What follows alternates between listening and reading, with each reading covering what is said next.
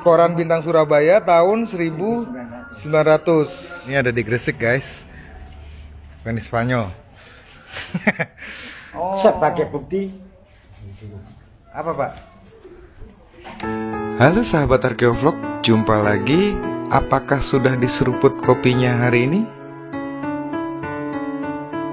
Iya, di beberapa edisi nanti dari yang sudah dimulai dari kemarin, part 1, part 2, part 3, dan seterusnya, nanti saya akan menyajikan beberapa video dari penelusuran kami terhadap jalur rempah yang ada di Jawa Timur.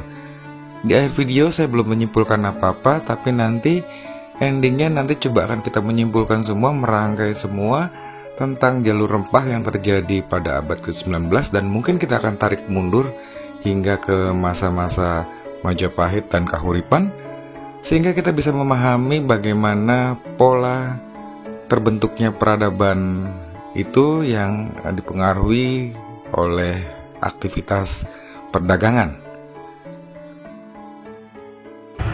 Ya, ini ada di alun-alun Gresik. Sekarang saya bersama Pak Khairil Anwar. Wah, ini kasih sejarah Purbakala. Sejarah Purbakala Kabupaten Gresik.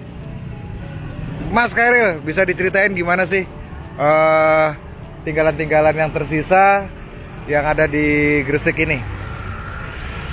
Kebetulan kita sekarang berdiri di pertigaan yang dulunya titik ini adalah cikal bakal awal dari pasar yang ada di Gresik.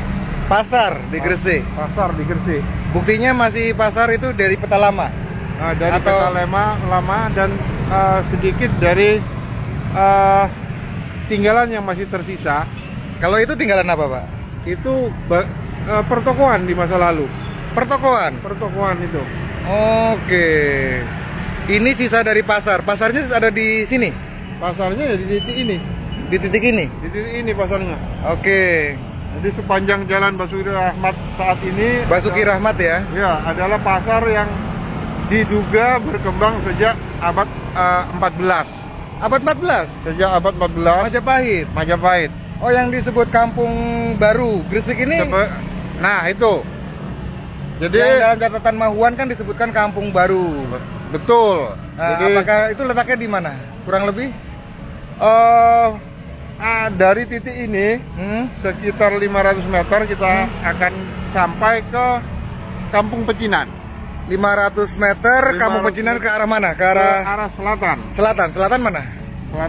Selatan sana ya? Iya. Oke, itu ada Pecinan. Ada Terus Pecinan, lalu juga ada Kampung Arab. Kampung Arab di selatan. Di selatan juga. Terus lalu ke sisi utara dari kita, itu ada Kampung Kemasan yang merupakan pemukiman pedagang lokal Nusantara yang berhasil sukses pada abad 18-an. Oke. Dan bangunan ini ya adalah pertokoan dari pedagang-pedagang lokal yang rumahnya ada di Kemasan. Oke. Jadi selatan Pecinan, terus ada Kampung Arab, terus alun-alun, lalu ada Masjid Jami di sisi utara alun-alun. Masjid Jami di sisi Jaminya di sisi utara ya, bukan barat ya? Sisi barat, maaf. Sisi barat, oke. Sisi barat alun-alun, lalu di belakang Masjid Jami, ya. Ini ada Kampung Kauman. Oh, Kauman ya. Kauman. Oke. Jadi kota ini ya pada perkembangannya ya mengikuti pola tata kota yang umum disebut arkeolog sebagai kota bercirikan Islam. Oke. Nah, terkait dengan tadi abad ke-14 di titik ini dulu berarti pasarnya. Ini di sini pasar, kita duga pasar. Pasar dari abad 14. Dari abad 14. Itu bisa dibuktikan dari peta lama atau ada peta lama atau apa gitu, atau naskah atau jejak-jejak yang memperkuat ini dulu pasar dari abad 14? Kalau peta lama tentunya hanya didasarkan pada peta-peta bangsa Eropa. Oke. Namun yang dideskripsikan oleh berita-berita Tiongkok tentang bagaimana situasi pasar bandar dari Gresik. Oke. Nah, ini pendeskripsiannya lebih mengarah ke titik ini. Oke. Nah, lalu pada perkembangan selanjutnya, di mana keletakan ada situs-situs kubur dari tokoh-tokoh yang di dalam Babat Gresik disebutkan sebagai sah bandar Gresik, mulai dari Malik Ibrahim, lalu Raden Santri, dan Nyi Ageng Pinati. Nah, ini bisa dikatakan hampir melingkari sisi bagian yang kita duga sebagai pasar. Oke. Pasar sebagai pusatnya. Pasar sebagai pusatnya. Iya, oke. Lalu dari titik pasar ini, kalau kita ke arah timur, Ke timur. nah kita akan sampai ke pelabuhan di masa lalu. Oh, ada pelabuhan masa lalu. Pelabuhan masa lalu yang di situ juga hingga saat ini kita masih memiliki toponim yang bernama Bandaran. Bandaran. Oke. Dari bandar ya. Dari bandar. Iya, iya, Nah, iya, iya, iya. Mungkin sesuatu yang data yang menguntungkan bagi kita, karena di atas area pemukiman yang sekarang disebut Bandaran, Iya. tidak satupun bangunan berciri kolonial. Kalau memang penciri terakhirnya adalah bangunan kolonial, yang kita temukan di atas area yang bernama Bandaran. Oke. Nampaknya Bandaran ini dulunya adalah area terbuka, tempat bongkar muat barang antara moda laut dengan kapal-kapal yang sandar di situ dengan moda darat. Oke. Jadi betul-betul berfungsi sebagai pelabuhan yang bandar pelabuhan yang areanya terbuka. Oke. Apakah yang di sana disebut Mahuan itu bukan? Kelihatannya gitu. Para ahli menduga bahwa itulah titik yang disebut Mahuan sebagai bandar Gresik. Oke. Titik pelabuhannya di situ. Yang tersisa sekarang di sana ada apa, Pak Khairil? Yang ada di sana Selain sekarang toponim. sudah tidak ada data yang bisa kita temukan. Oke. Dugaan kami Ya. bahwa inilah bandar Gresik yang dikatakan bangsa Eropa pun ini adalah bandar yang besar, juga diperkuat oleh data yang mengatakan ada dua pelabuhan, yaitu besar dan kecil, di mana peruntukannya untuk kapal-kapal besar dan kapal-kapal kecil yang saling berdampingan. Nah, Babat Gresik mengatakan bahwa Pulau Pancian ini menjadi pelabuhan kapal-kapal kecil yang akan menuju Surabaya, termasuk Sunan Giri ketika akan belajar mengaji ke Ampel. Dia berangkat dari Pulau Pancian. Nah, nampaknya Pulau Pancian yang berdampingan dengan Bandaran ini, selain bukti tentang Sunan Giri yang akan berangkat ke Surabaya, nampaknya barang-barang yang akan dibawa masuk melalui sungai ke pedalaman ini dipindahkan ke Pulau Pancian, ke kapal-kapal kecil. Lalu dari Pulau Pancian ini dengan kapal kecil baru menyusuri Berantas maupun Bengawan Solo. Oh gitu. Oke. Jadi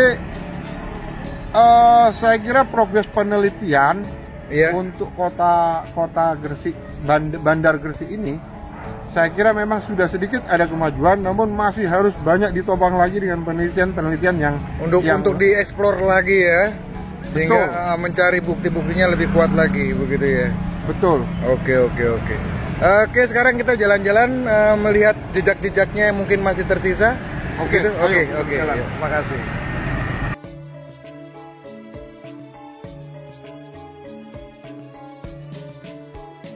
Oke, sekarang kita berada di kawasan Kauman. Luar biasa, teman-teman. Kalau teman-teman di sini mungkin merasakan seperti apa yang saya rasakan, di sini seakan-akan kita terperangkap dalam mesin waktu zaman dulu. Nuansanya luar biasa. Kemudian Di sini arsitekturnya percampuran antara Eropa dengan Cina ya. Kental sekali dan unik begitu, bagaimana perpaduan dua gaya arsitektur itu. Seperti kita lucu ini, ada rumah kecil dan ternyata ada koridor penghubung itu ke rumah yang lebih besar yang ada di sini.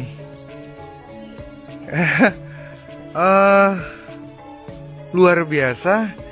Ini harus kita lestarikan supaya anak-anak cucu kita bisa dapat tidak hanya dari potret saja, begitu potret foto-foto lama, tapi juga realnya. Oke, ini kita sedang mendokumentasikan lebih detail apa yang ada di sini. Nanti juga kita ketemu dengan tokoh masyarakat di sini yang memegang dokumen-dokumen sejarah dari kawasan ini. Oke, luar biasa, luar biasa. Saya seakan-akan kembali ke abad 1800-1900.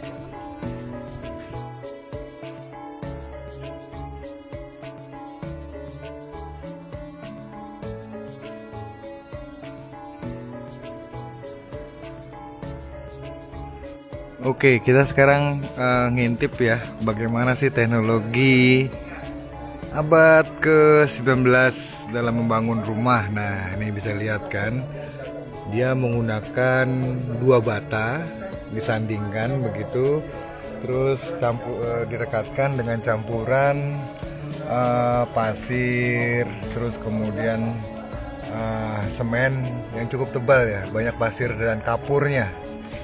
Pasir kapur begitu, terus kemudian dua bata. Ini ciri-ciri dari teknologi pada abad ke-19 ya.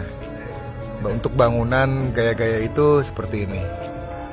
Oke, kalau teman-teman nemu dengan gaya-gaya seperti ini, berarti ya bisa ini. Lihat, pasir yang digunakan adalah pasir laut, karena lihat ada bekas kerang-kerang yang ikut dalam campuran pasir ya, masih menempel ya, yang digunakan adalah pasir-pasir laut ya. Oke, menarik ya. Oke, lihat banyak kerang-kerang di pasir-pasirnya. Oke.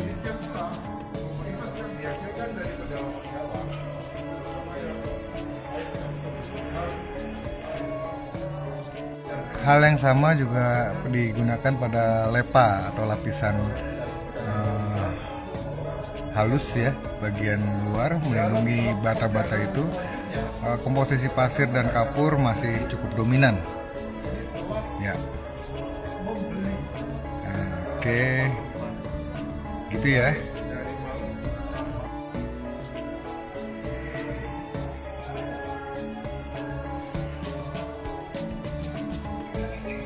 Nah, untuk bentuk arsitektur yang seperti ini, sepengetahuan saya ini gaya khas Cina sekali ya. Dia lubang begitu, terus kemudian menghiasi jadi gerbang. Ini kayak jadi gerbang sisi samping rumah. Terus rumahnya ini pilar-pilar gaya Eropa. Ya kita sebut Hindis gitu ya. Menarik, ini ada lampunya. Lihat lampunya. Jadi saya pengen juga ini bikin kayak begini lampunya. Lampunya keren, lucu. Ya, ini masih dilestarikan di rumah ini. Keren habis. Saya sangat senang melihatnya. Oke, ini ada plakat rumah kampung kemasan Nyai Ageng Arem-Arem, Gang 3 nomor 12, dibangun tahun 18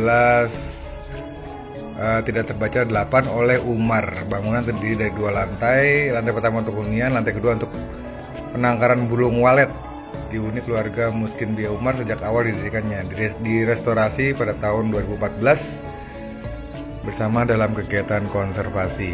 Oke, luar biasa.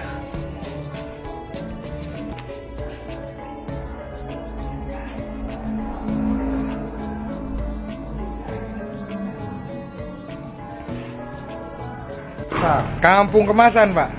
Ceritanya gimana, Mbak? Ini Pak Nuk, ini Pak. saya kasih pengantar beliau ini Hah?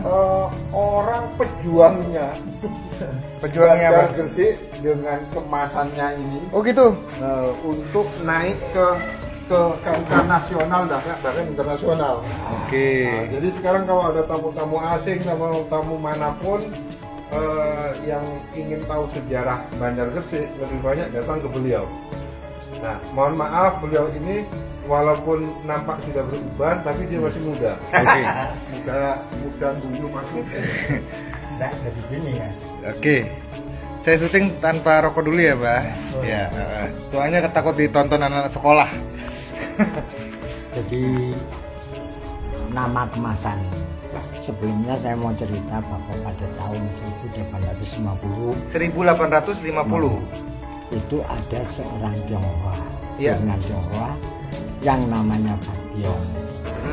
Pak Biong itu pekerjaannya adalah tukang emas, memperbaiki emas. Oke. Nah, karena dia itu memperbaiki emas, kalau orang masuk ke sini, ini sebelum ada ini rumah-rumah ini belum ada semuanya. Maka orang masuk ke sini pasti ditanya kemana tukang emas.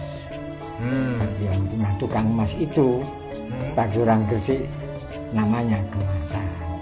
Dan sekarang pun tidak hanya di kemasan di sini toh, bahkan di Giri itu ada.